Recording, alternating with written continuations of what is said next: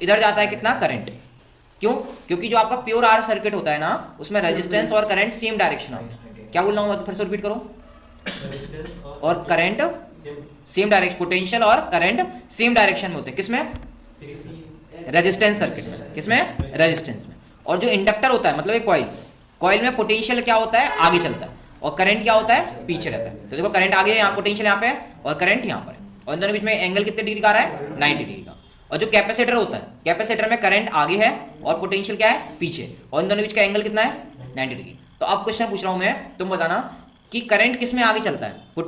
Current potential से आगे चलता है किस सर्किट में? इंडक्टर में, रेजिस्टेंस में, या कैपेसिटर में? करंट आगे चल रहा है पोटेंशियल से, इंडक्टर में, कैपेसिटर में, या रेजिस्टेंस में? तो मतलब दिव्यांश कैपेसिटर में। देखो कैपेसिटर का पोटेंशियल नीचे है और करंट आगे, इसका पोटेंशियल आगे है और करंट पीछे। क्लियर तो समझ में आया? तो यहाँ से हम इस तरीके से एक नेट, ये हमारा होता है नेट ईएमएफ वी, ठीक है। तो इसको हम रिप्रेजेंट करते हैं we L minus V C, और ये होता है वी आर। तो अगर हमें नेट पोटेंशियल निकालना है वी, तो वी इक्वल टू हम कैसे निकालते हैं? स्क्वायर रूट के अंदर वी आर का square plus V L minus V C का स्क्वायर। कर लोगे कैलकुलेट? ये आपका वी एल है, ये वी आर है, और ये क्या आपका वी सी है। तो इस वाले से वी की वैल्यू निकाल के देखो जल्दी से, करो जल्दी से। वी या वी नॉट कुछ मान लो, वी नॉट मान लो, जल्दी से कैलकुलेट करके देखो।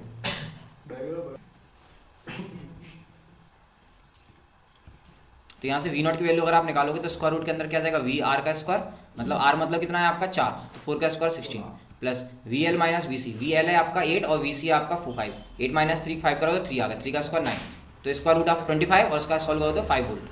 वोल्ट आएगा, यूनिट याद रखना पोटेंशियल है। उसके बाद क्या निकालना है आपको? फेज डिफरेंस निकालना है। फेज डिफरेंस क्या होता है समझना है आप। ये जो एंगल होता है इन दोनों के बीच में, किसके? वी और आई, इसके बीच का जो एंगल होता है उसको फाई से रिप्रेजेंट करते हैं। किससे रिप्रेजेंट करते हैं? फाई से। तो यहाँ पे आपको फाई निकालना है। क्या निकालना है? फाई। तो ये एंगल के सामने वाली साइड क्या कहलाती है? परपेंडिकुलर। और यहाँ पे 90 बन रहा है, देखो बन रहा है 90 सामने वाली साइड हाइपोटेन्यूस, ठीक है। तो यहाँ पे आपको निकालना है perpendicular upon high, perpendicular upon 20। क्या निकालना है? Perpendicular upon 20। तो उसको हम बोलते हैं tan phi. tan phi equal to क्या होता है? Perpendicular upon 20। तो परपेंडिकुलर क्या है? V L minus V C, और 20 क्या है आपके पास? We are. तो इसकी वैल्यू निकाल के देखो जल्दी से कितनी आ रही है, निकालो जल्दी। तो यहाँ से अगर आप निकालोगे तो फाई इक्वल टू क्या हो जाएगा? इधर जाके हो जाएगा tan इनवर्स, है ना। और ये वी एल माइनस वी सी, तो एल ये रहा और सी ये रहा, तो माइनस करो तो 3, और आर लिखोगे तो कितना है आपका 4। तो ये फाई इक्वल टू आ गया tan इनवर्स 3/4, ठीक है, या फिर 37 डिग्री।